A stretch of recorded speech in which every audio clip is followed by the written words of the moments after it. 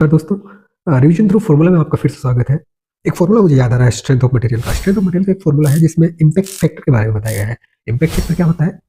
यदि किसी लोड को एक हाइट से गिराया जाए तो वो एक इम्पैक्ट लोड डालेगी, तो उस इम्पैक्ट लोड से कितना स्ट्रेस आएगा। तो ऐसा एक रिलेशन लगाया गया कि यदि वही लोड नॉर्मल लोड पड़े तो कितना स्ट्रेस डालेगा, वही load P upon A, right.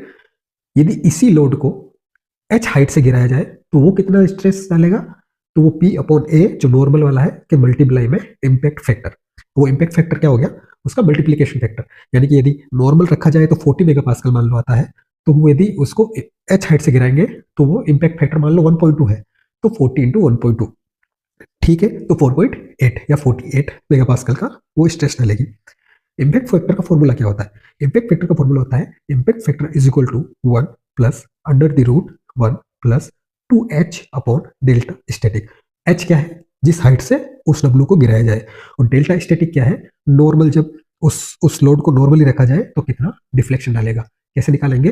Delta static is equal to sigma, delta static is equal to sigma upon E strain into L. तो सिग्मा को लिख सकते हैं W अपॉन ए ई और इनटू एल। तो delta static is equal to W L upon A E.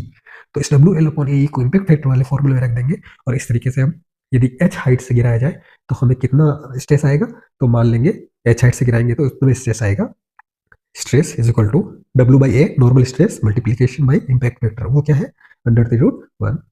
Impact factor normal क्या है? 1 plus under the root 1 plus 2h upon delta static. इसको अलग से कैलकुलेट कर लो, उससे मल्टीप्लाई कर दो, आपका लोड आ जाएगा।